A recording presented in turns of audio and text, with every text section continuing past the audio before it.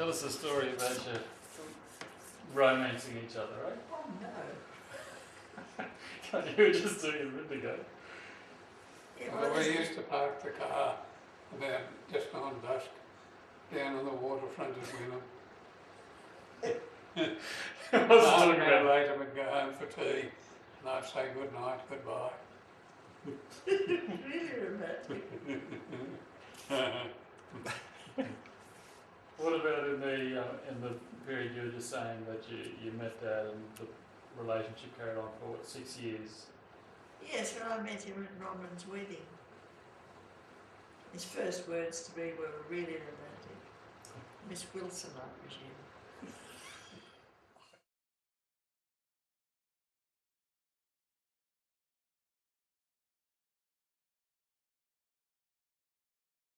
Righto, tell us about Mile Grove, Bob. Well, it was on that's where I started life. It was on the Tambo Alpha Road, just north of Tambo, and it was about a mile in off the main road. And what I remember about it mainly was it was naturally a bit rough in those days. But on a tree out of town a bit, there was a notice, reward notice, £25. I forget who it was for, but it was someone who'd done something wrong. That's unreal. For information leading to the capture of so-and-so. And I know I wanted to pinch it. My father wouldn't let me. And that was the end of that adventure. Okay. It wasn't far out, and I know that Birkhead was which was on the road. It was on top of the hill, and right on top of the hill was a windmill. Something well. Yeah. And that's where the cattle yards were for Mile Road. Yeah, there's a photo of you and Alf in front of some horses there, isn't there?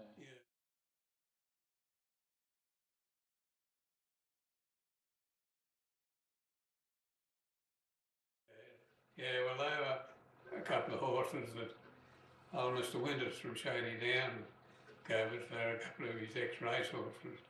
And they were lovely old mares, and they had foals.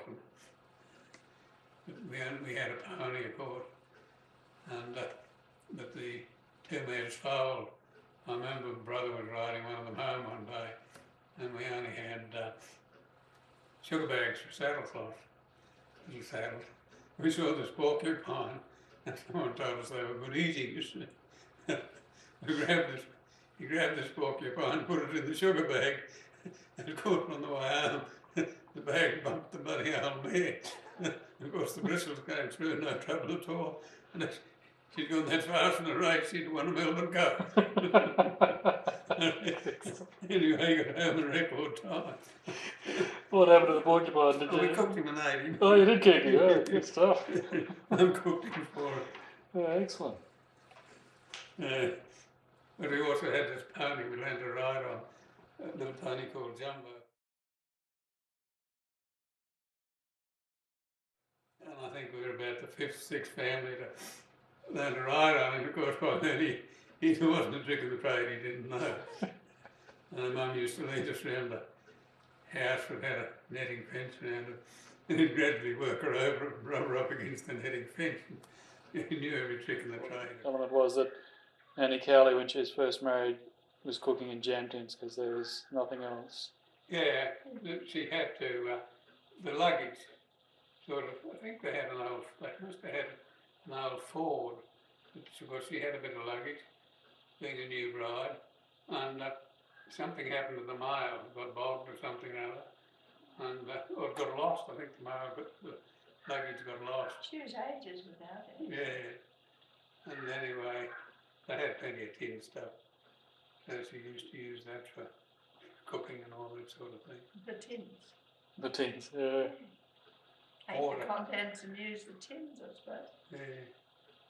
So where did they both come from? Where did Annie Cowley came from? Brisbane, yeah.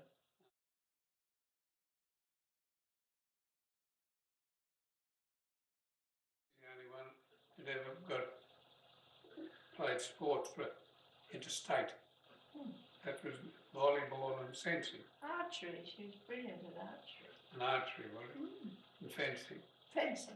Sorry, Fencing, not archery. archery. Fencing. Okay. Because I know that Lucy's probably got a thing she used to stab people with, had a little button on the end of it, of course.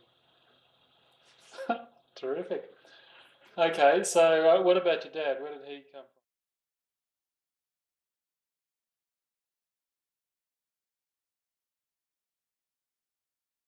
from? Was Well, he he? was born in North Queensland, Yeah.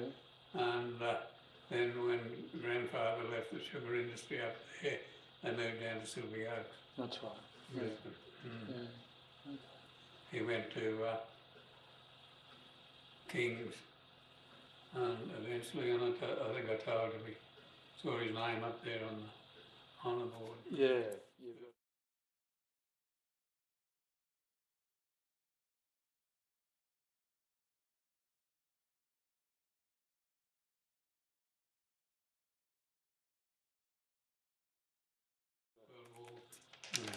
That was for serving the First World War, wasn't it?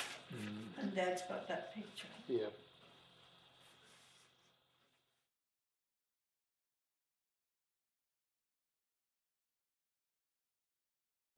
Back to Myall Grove.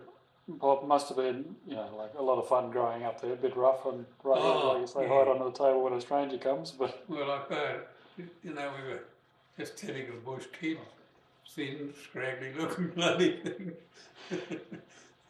But it was a wonderful time in our lives because it was freedom, you know. You could do things, you had your ponies and all that sort of thing, your Shanghai yeah, and what have you. yeah, It's one of the interesting things on Myall Grove was that cave I told you about. Tell us about that one. Where there was a cave then, it was down in this gorge, and you used to walk down, it was near what they call the hot air ball on the way towards Inniskillen. And in there was all the marks, the Aboriginal feet and hands and drawings and things like that. Only a small entrance, but the wallabies used to go in there to die. It was quite a stack of wallaby bones Yeah. right at the back. It must have been cooler or something, was it? Or? Yeah, I don't know. It'd still be there. They wouldn't tell you about it today. No. Was it rough country? Yes, it had a couple of hills on it. As you're going out on that Alpha Road, you can see the hills, Tabletop and Cradle Rock. One's flat and the other's joining it. Cradle in it. And we went out there once. Dad took us out to show us this place just over the edge. I think it was on Tabletop. But the dingoes had the pups down in there. Couldn't get down to it, but she could. Yeah. Up there in the canal, out by Clark Tape, and they reckon the overseer from Inniskillen went up there. Of course, it's just a table, and there was boxes for seats that every 2 4-gallon tins used to come in, and they were the chairs, you see. Anyway, he rode up in his horse, and the kids were all there. And there was a hell of a scatter on, of course. And one bloke dived under one of these, he couldn't get away. And the overseer sat there on purpose, I reckon, for quite a while, and this kid never moved. Yeah. That was the standard thing with kids when strangers came. Yeah. Get a bush. A bit different now. Absolutely, isn't that unreal? There was a series of governesses. Miss Sace, Miss Renniker, or two I can remember. One didn't stay long, I know that. What happened to her? Typical of governesses. You got rid of her, didn't like her?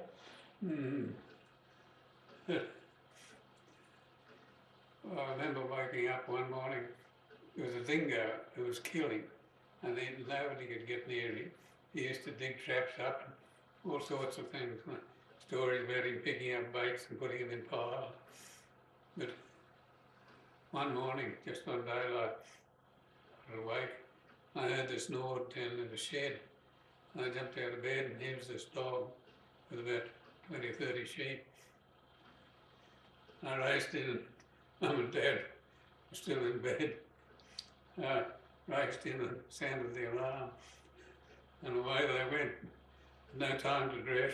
Dad grabbed the 25-20, Mum jumped in, and they jumped in the old Ford, and off they went in their night attire, flat out across the plain. They came back later on, they never got the dog. But she was a quick scatter, that one. But actually, I'm sure that dog went to 100 pounds, because he was everybody put in. Yeah. And he was, you know, he was well known.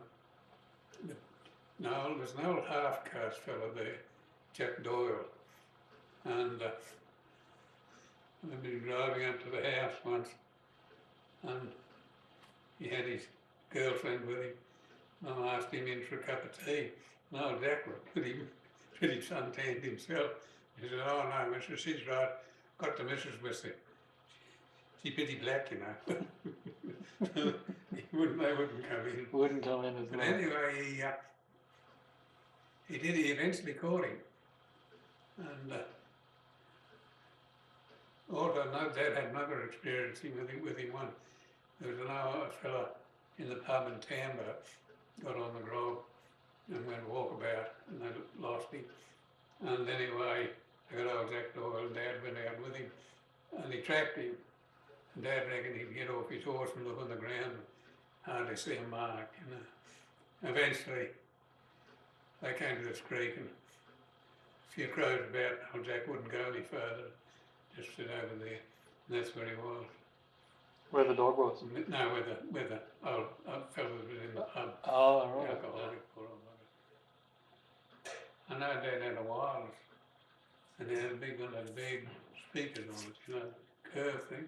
Yeah, yeah. And he turned it up one night when the breeze was right to try and entertain Birkhead, which was a mile away up on the road. I don't know if it ever worked or not.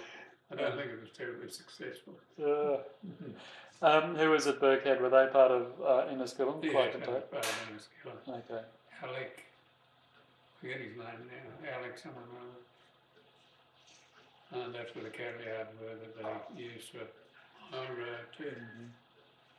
What about fences and things like that? Was it a fence block? Oh yes, it was fence. Ran sheep as well. Okay. And the gear was driven by an old steam engine. And in the strike, I know there was one shearer, I forget his name now, but he came out and shore. The dog was pretty tumble-turny. Sort of was set up in those days, like they put broken bottles and all sorts of things over the roads to stop anyone going to pick a shear up in town and then come out round the back way. He was a good old bloke. I think Barn. I think his name was Barn. Anyway, it all survived. Another strike. Same as the last one. I remember we used to go to Yeppoon for holidays once a year. My main memories of Yeppoon, we lived in a boarding house with lots of steps, and on the beaches that we washed up these sea snakes, and we couldn't do much swimming. The sea snakes washed up on the beach we saw. That's about all I remember of Yeppoon. Oh, righto. And you went there every year? Well, yeah, most, you know, I remember going there, 2 or 3 times. Okay. Mm. When you were growing up at Mile Grove, Dad, how often would you go to Tambo? Oh, very rarely. Yeah. They had a mail truck. Used to come bring things out. Not very often around there. And what happened in your early days of schooling? Like we've talked about Cleveland and what have you, but did you do correspondence or something like with grades 1? Correspondence. Okay. So Miss Renninger were 2 of the governesses I can remember. Sorry, say that again. Miss Sace and Miss Renninger, they were 2 of the governesses I can remember. Okay. Yeah. Where did they live? Did they have separate quarters, or did you in the manager's house? Oh, they lived in the house with us. Mm-hmm. Well, there was no quarters there actually on Mile Road. remember getting this pig, and they smoked him, and down in where the shearers used to camp. It was just tin hut. Fire was an outside fire walls, you know, tin chimney sort of thing, and they hung him up the chimney, smoked him, lit a fire under him, and thrown green leaves on him, plenty of smoke. I don't know what the result was. My old grove was some open timbered country, wasn't a bad block, but it had, as I say, cradle top and tabletop, and there was another one. There's 3 range of hills out on one side, and that's where Dad took us out to see this bitch had the pups down the side of the hill there. And I told you about the cave, didn't I, at the mill? The wallabies used to go and the blackfellas brought him. Mm.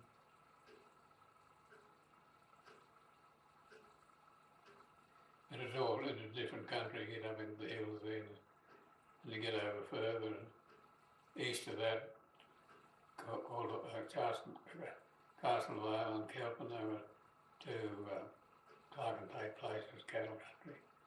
And I don't know, I think it was Castlevale that we used to wrap the Aboriginals in bark and put them up in the trees when they died.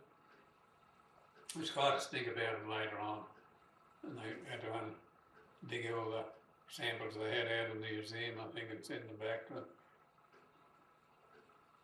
Send them back to Australia. But it was a pretty wild country there. Was it? Oh, Yeah. some good men in there.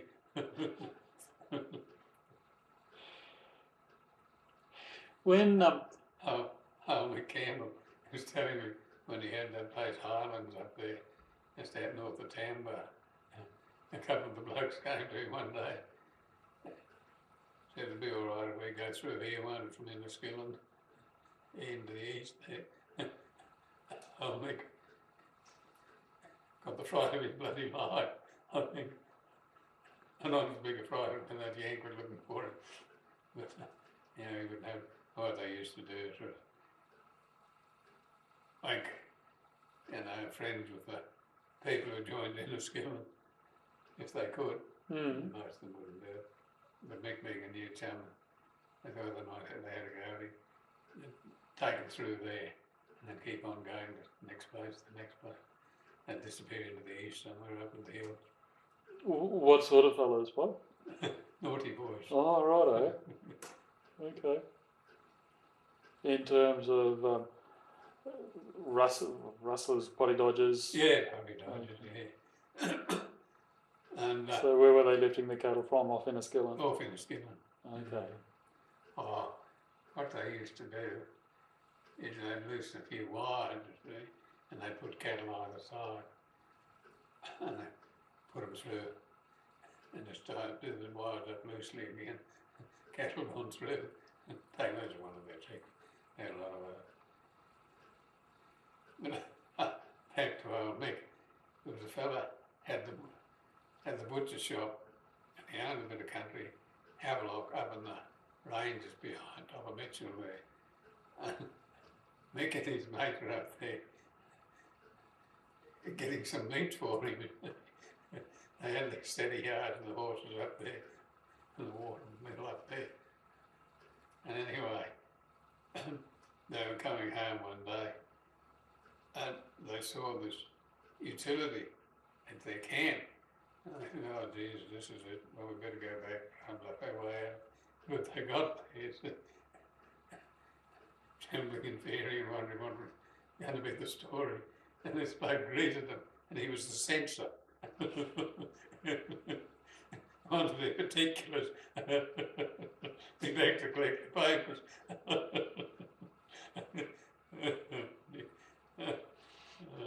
Must have been a different value on life, perhaps, Bob, back in that sort of time where, you know, doctors were a long way from, you know, it was difficult to get immediate medical help and that sort of thing if you're a crook. And yeah, whatever. there was a doctor in Tambo, and there was a matron there in the hospital who married Mr. Brain from Tarabah. And I remember going over there. Mr. Brain was a little short, dumpy man. Had quick temper. Used to swear a bit. But started where the cookery was, you know, pots hanging from the roof sort of thing, and a big log in there. That was the cooking, the kitchen in the kitchen. And they were great people. Yeah. He used to go down to Brisbane every exhibition and buy a couple of bulls. The neighbours liked them more than he did. What they pinching on? Borrowed them. Good stuff. So how long were you at Moyle Grove for then? Well, Dad was managing there for Clark and Tate. It was part of Enniskillen, really. It was a separate block too, off Enniskillen, but Clark and Tate owned it. And then when the Depression came in the 30s, a lot of people lost their jobs and Mum and Dad had to go. So we went down to Cleveland, lived at Cleveland. Okay. And that's that house that we looked at? Yes, Okay. that's the one we looked at there that day. Yeah, right. Still there. Okay.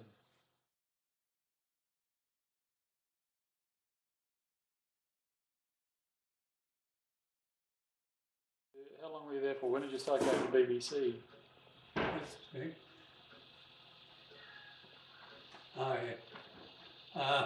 We went to Cleveland in 36, I think. Mm-hmm. I think it was. And yeah, well, might have been before, might have been 30. Might have been 34. Have to be 34 because I did my scholarship at Cleveland. What scholarship was that? Well, that was sort of gave you a pass on to the junior. That was the end of the state school Oh, righto. then, which is year 12 now. No, year 10, I think. But I'd had 8 years school, so that'd be grade 8. Yeah, if you'd had 8 years school into grade 8. Grade Yeah. 8. Yeah, so And you're then just senior moving into was secondary. grade 10. Okay. And then junior was grade 10. Yep. And senior was grade 12. 12. Yeah. That's like then the university if you went on. Okay. So you got a scholarship, or you applied for a scholarship?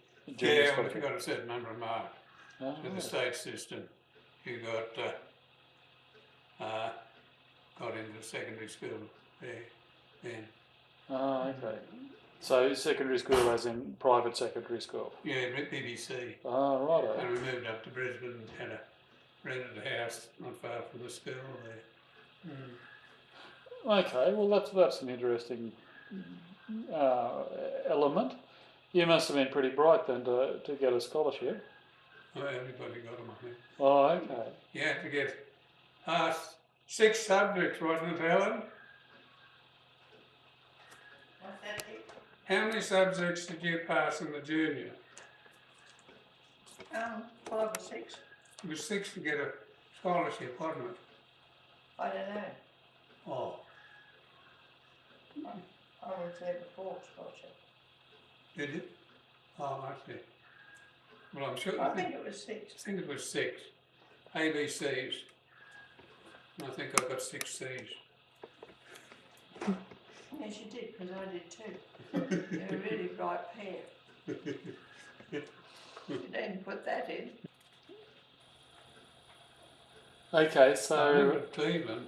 Yeah. One of the things I remember about Cleveland was we used to go out with a scoop. You know, they catch fish in. We made a scoop with a bit of netting at the bottom. And low tide, we'd go out and you'd see these 2 pairs of eyes, the crabs, in the water up to your knees, sort of thing. And that's where we used to scoop them, sand crabs, catch them. They were mating. Oh, We used to take the male and let the female go. oh, it's well in your fun. Yeah, Yeah, but I didn't know about birds and bees much then. Not as much as I know now. Oh, that's good. This is the things have improved. We had a boat, a little dinghy, we put a sail on it, we capsized it regularly. We had tin canoes. There was an old fella, McFarlane, in second-hand shop in Cleveland, and he had old corrugated iron which we used to get flattened out and make canoes out of it. They'd be about 8 foot, 9 foot long. Bend them up and make a canoe out of it and get a couple of paddles with a bit of timber. Paddle. Out around the point at Cleveland. Oh, You excellent. know, it was scary what they did. With a pier out from the point, and halfway out along the pier there was bars with fenced off with right posts. On weekend we used to, visitors come down there and they'd be walking along the pier and they'd chuck pennies into this pool for the kids to dive in, and or threepences or sixpences or shillings. They'd throw them into the water and we'd dive in trying to catch them. Good stuff. Nanny was very cross. She did not approve of her children doing diving for money. And who was with you when you did that? Oh, When my you say- brother, a fellow by the name of Keith Brown, I think he and others 3 or 4 was there. Yeah, just the local Cleveland lads. You won your first 440 just there at Cleveland somewhere, didn't you? Yeah, Yeah. That's all. and I took 9 wickets, 1 innings, and the other silly beggar got run out. My first adventure into Golly, cricket. have you told Mac that? Yeah, I told him. He's got a long way to go yet before he catches me. And that's where I learned to play tennis with Neville Halligan. Yeah, he They was had a down court. there. They go back a long way, don't they? Absolutely. And I remember rackets were a bit scarce, and I had an old one of mum and dad, I forget which, and it was all warped, you know, like tennis rackets used to go. Made it a bit difficult. But anyway, I was given a nice new one. It probably cost 5 shillings or so. And that's where the tennis career started Excellent. with Neville. He's Well, still Neville going, lived out playing there, didn't overseas, representing Australia Yes. at 84. Yeah. And you're still doing well too. Yes, yes. Well, they lived in Cleveland too, didn't they? The Halligans? Yeah, And Mrs. Halligan, your mother were friends, weren't they? yeah, yeah, Nice Mm. lady. yeah, she's very nice. They had a farm down there. So what was around Cleveland at that point? Oh, well, where all that building is now, it, you know, when you go down just into Raby Bay, isn't it? Yeah, right. Yep. That was all swamp. That's Okay. built on a absolute swamp. All that marina and everything. And there was the lighthouse, a few houses at the end of the point, and there was a shop, Glen's store, a couple of shops away from us, that we saw the other day. I Yeah. was staggered to see how small it was. And there was the Ost End, which is the old courthouse there. And that was about it. The old dirt road, of course. The railway line ran right down to Cleveland. So, which Okay. was good. Yeah. Okay. So from Cleveland then into Brisbane, and you and Alf went to BBC. Where did Lucy go to school? Somerville House, Ah, righto. yeah. And see, the mum used to live at Somerville House. Okay.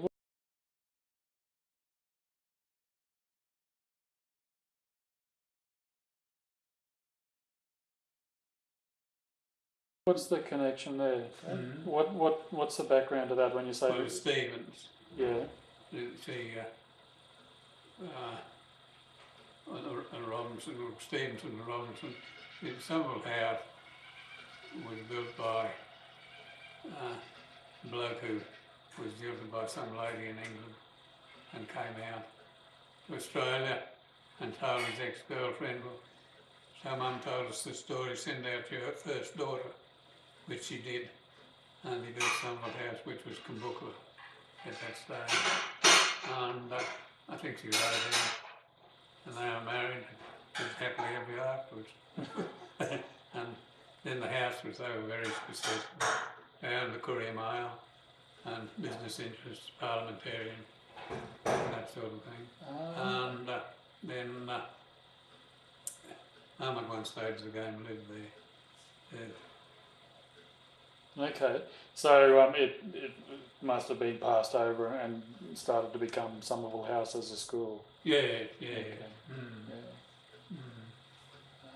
There was a water hole at the back of the house where the blacks used to camp, called Bookable Water Hole there, which you wouldn't think so today. No, it's Trains running over and cars going over. at BBC now. Alf was older than you, so he'd have gone off to the war before you did. Or you got something else that you want to talk about? BBC, I don't know. I'm mainly interested in the sport. Yeah. I was in the first 11, the first 15, and got my colours for athletics.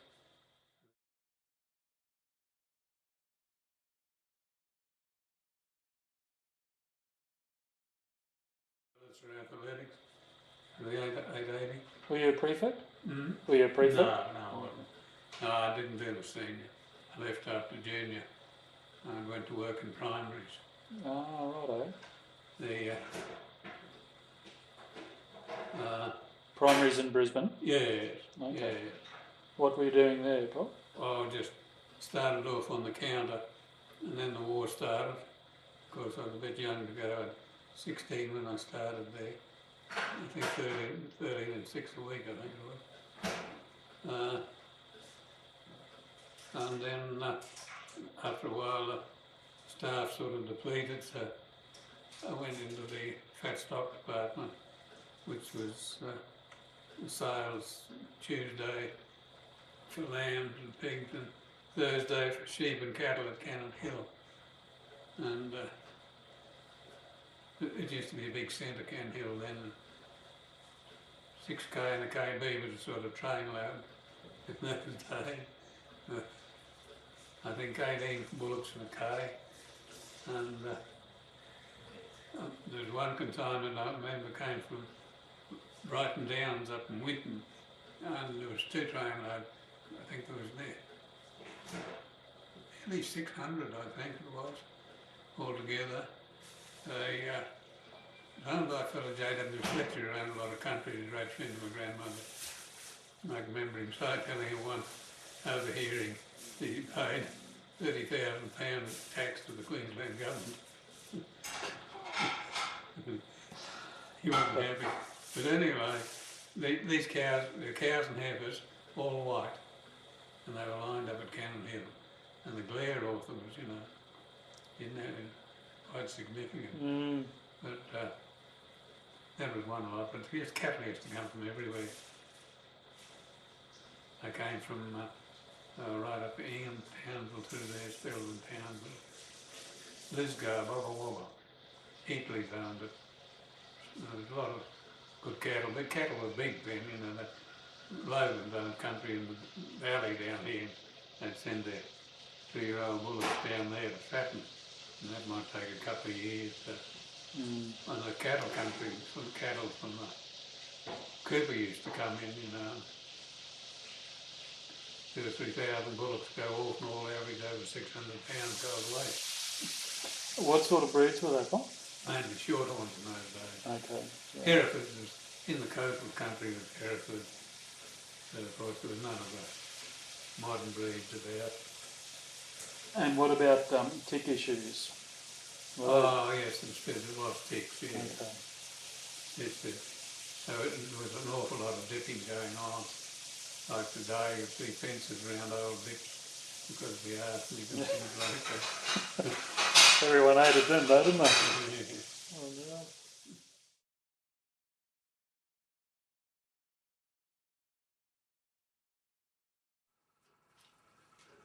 Where's the book? Parts of it. Oh, right, eh?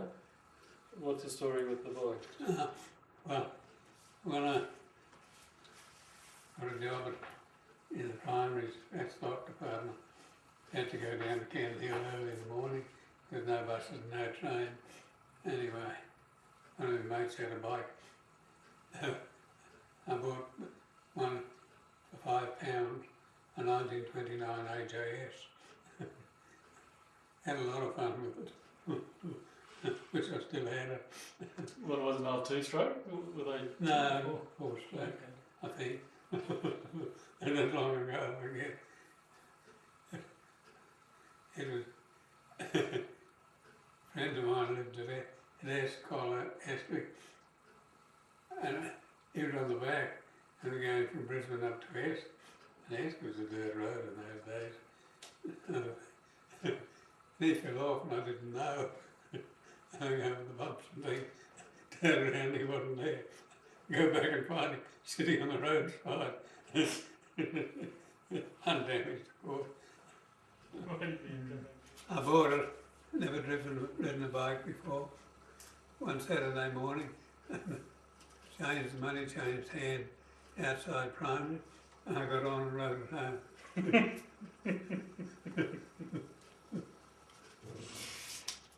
I'd ridden a push bike.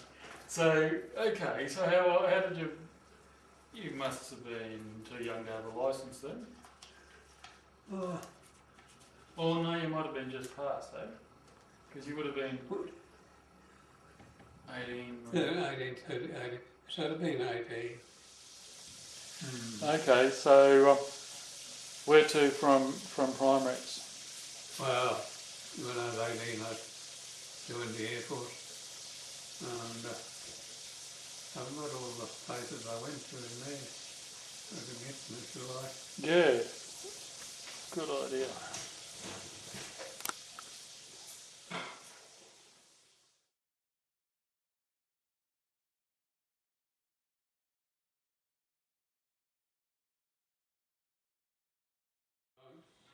Got into the Air Force eventually in July 1941.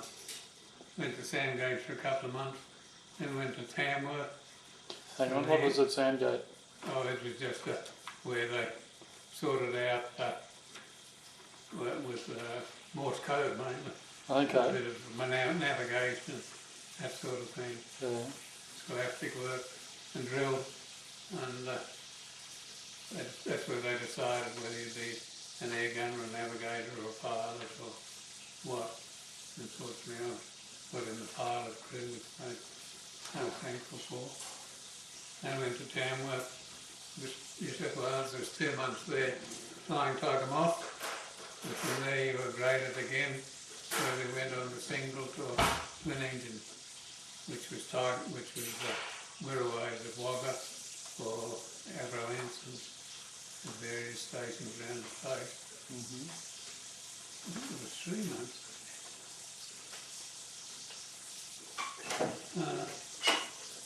2 months at Wagga, and from there we went to what they call a SFTS. It was an advanced show. We were on singles, and we trained on Wirraways there at Wagga. And went to a place, Sale, down Victoria, there for a couple of months. What were you doing there? Oh, that was the SFTS. Okay. That was a 4-month course, which was formation, flying, combat, and air to ground gunnery and all that sort of thing. And that went on for 4 months. Then I went to Archerfield 23 Squadron in May 42. Okay. And I was there for 14 months. No, not 14 months. Yes. Then 14 months there, ended up in 83 Squadron after a couple of months. Why? Sorry, Bob. Why? So this is 1942. Yeah. And where was the war theatre then? Like 14 months seems to be a long time based at Archerfield. Yeah.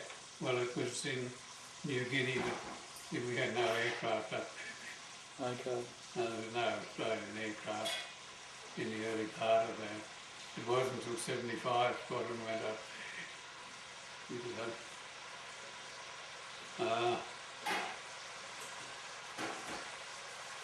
That would probably be the end of 42, but I couldn't be sure of that. Mm. Yes, it would have been.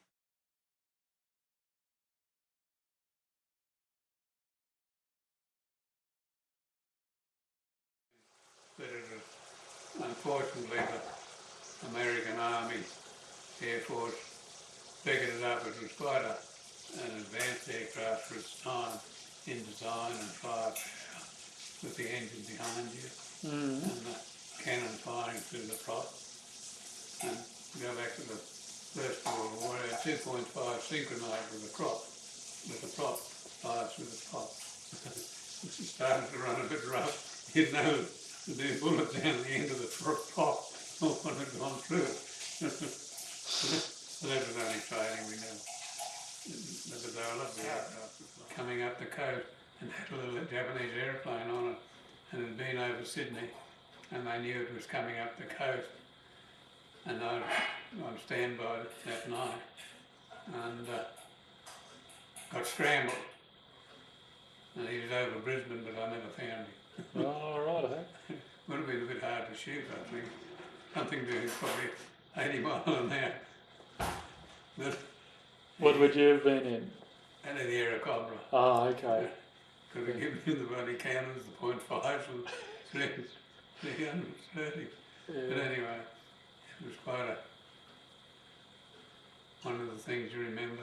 Yeah. So you were scrambled. Was any? You would have had a wingman or something scrambled? No, Yeah, okay. it's not, Oh, right, I only had one aircraft on standby. Okay. Yeah, that would have been hard stopping. Or exciting, yeah. Well, Jungle Jim was a dynamite expert, and just up there up at Petrie, the river runs through. Used to be a lot of mullet in there. We go, old Jungle Jim and his jam tin full of jelly, fuses. Chuck them in the bloody water. We'd dive in and try and get the fish up. Get a feed of fish. Yeah. And then we went from there to Mildura. We did another OTU, which was 2 months, and that was really, that prepared you for what you're liable to get. So it was all intense flying, formation, air-to-air, combat, all that sort of thing, in Kittyhawks. So that was a step.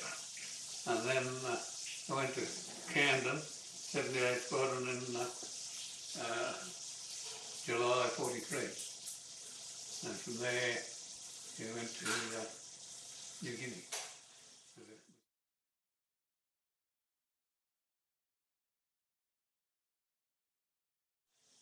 With 78 Squadron, Kittyhawk Squadron. Okay. So did you relieve 75 or were you on, No, posted with? 75 was shot out of the air in New Guinea, of course, in about 2 months. And they reformed at Kingaroy and Lowood. And then they went back for Millen Bay show. Okay. And then they sort of stayed up there. They came back a couple of times, new aircraft and reformed, that sort of thing. But there was, we went to Kirrawena. There was a Spitty squadron there, Spitfire squadron there, that was flown by Australians. And the idea of Kirrawena was the Japanese bombers were going from Rabaul over to the islands, Guadalcanal and over the island. And they based these aircraft there to intercept. But we chased them a few times but never made contact. Radar and those sort of things, RT radio was sort of pretty rough. So it wasn't like it is, now. Yeah. Sometimes you have no radio. Cobras and heading towards New Guinea. So what happened after that?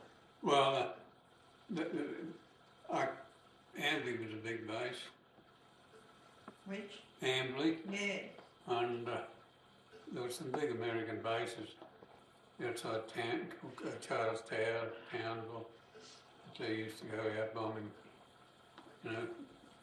from there, Coral Sea battles and things like that. But the American pilots were pretty raw. A lot of them never had the hours up. And when they went into, well, I think, just forgetting now how many took off. There was an Aerocobra squadron supposed to get to Port Moresby. And I think they lost 7 or 9 aircraft on the way up there.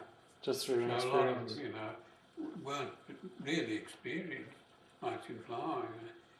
They had a lot limited hours than we did. And they, yeah, well, there was a lot of the big bomber stuff at Amberley, and then they were up in Charlestown, Tambo, through there. And they were the long-range bombers, of course. The American aircraft bombers were big long-range aircraft, heavy armament, where the British aircraft bombers were a lot lighter, not so well armoured, and carried big bomb loads. Were bigger, so they did, with shorter range, see, they didn't carry the fuel. So they ended up in Europe with the bombers. Americans doing the daylight raids, the British doing the night raids. General populace, not so focused on the fact that it was Darwin, but more a theatre of war in North Australia and right at the doorstep, or was it just that Australia was at war with the rest of the empire, or? Well, it livened people up to the fact that there was a war on. Okay. I mean, there was a lot of complacency and that sort of thing, and there was a lot of black market, and there was a lot of bloody people stayed at home when they shouldn't have, and made a lot of money. You know, surely when there's ration tickets and that, it would have happened everywhere. And I remember being in a train going up to Brisbane once. A friend of mine, Bob Johnson, was an officer, so he was in first class, and I was only a sergeant pilot, so I was in second class. And I went up to talk, see him, and there was a bloke sitting in the carriage with him. And he told me I shouldn't be there, you see. And he was a bloody bloke taking some dogs to Brisbane for a dog race. What about the Brisbane War? Where were both of you when the Brisbane War happened, and what was that about? The Brisbane what? The Brisbane War. That was between the Australian Army and the Yanks. Yeah. There was a lot of hard feeling because the Yanks were pinching all the girls, and they had money. That was They the could- trouble. And cigarettes and all that sort of thing. And the Australian soldier was $5 a day, I think. Yeah, but you did have nylon for Huh? you did have nylon parachutes. Oh, silk. Silk, sorry. Silk parachutes. Yeah, we used to make undies and things out of that. How did you get them? You had to know somebody who gave it to you.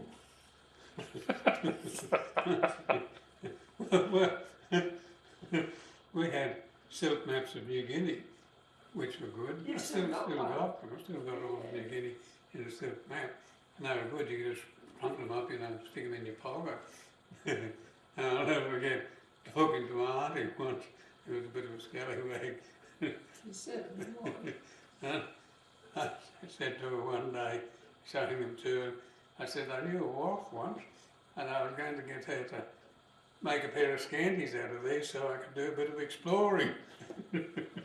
She said. I said to her, You said. Oh, you bad lad. but the revenge was I still got the maps, I never got the girl. You have got a girl. No, not one of them had a gift. I don't know what she was like. She must have been a hussy. Oh. I suppose there's a lot of stories you could talk about for an hour or so. But a lot of it was dreary work, patrols, escorting convoys, going on interception, and there's nothing there, all that sort of thing. Bombing and strafing, there's a lot of low-level work, which is probably a lot more dangerous than aerial combat, because even the bloody cook can get a gun and have a shot at you. Yeah, because you were shot at from the ground. Yeah, and You wouldn't know where they all were. oh, I never saw them. No. You know, you come home with a bullet hole in you, never knew where that one came from. But there's a, Bullet hole in the plane. yeah. Yeah. And over in England, and that's where they had a lot of typhoons and those aeroplanes. They had big losses there, strafing, and they get called in. Railway trains, they used to put dummy garages on them with ack guns. With ack, you know, it's like a straight on head attack. Good luck. See who survives. Did you get any of that in New Guinea? Oh yeah, Okay. we did quite a bit of bombing and strafing. Yeah. Okay. So how long were you up there for?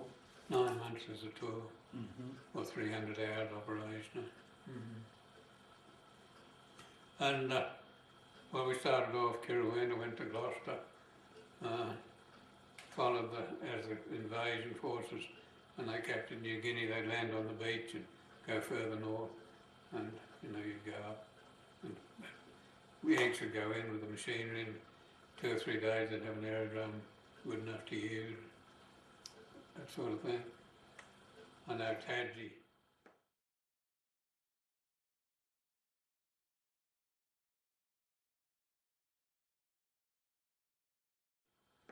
We landed there, I think 2 days after the troops went in, and of course the place was blown to bits. The coconut plantation was just stumped.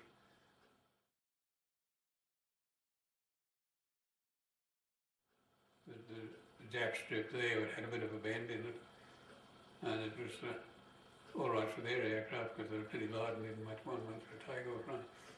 But the machinery arrived. I think we lost 3 or 4 aircraft bombed in landing there. It was operational straight away. But that's where I'm telling you about that bloke with driving the dozer. Got called an H and went into the jungle. And all of a sudden he flew out of the jungle with his bloody trousers round his leg, completely hobbled.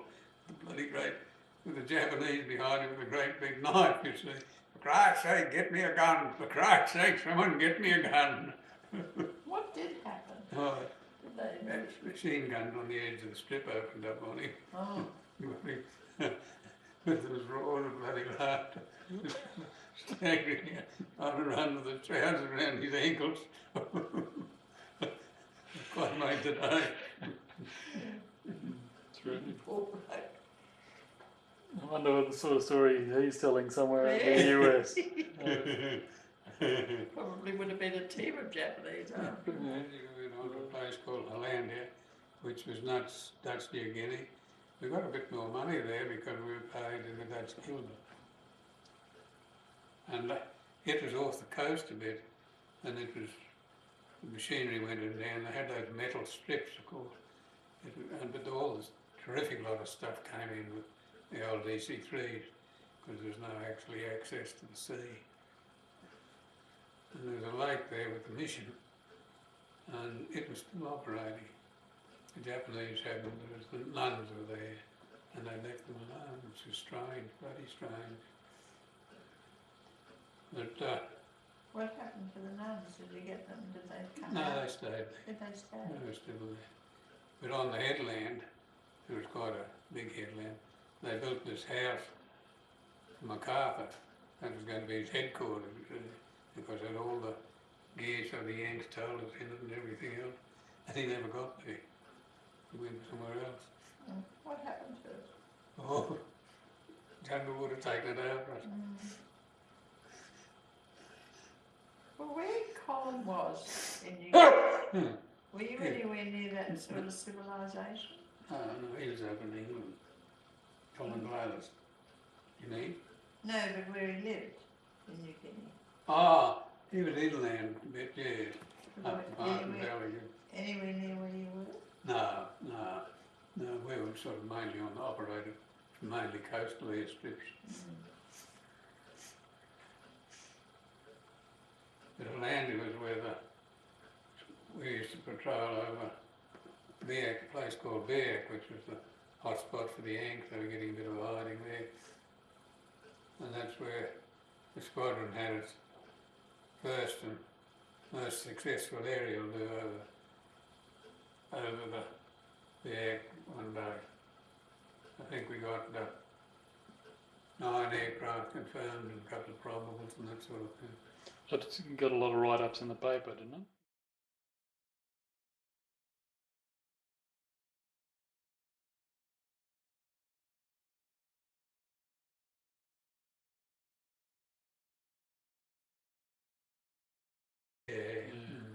that would vibrate up, see, but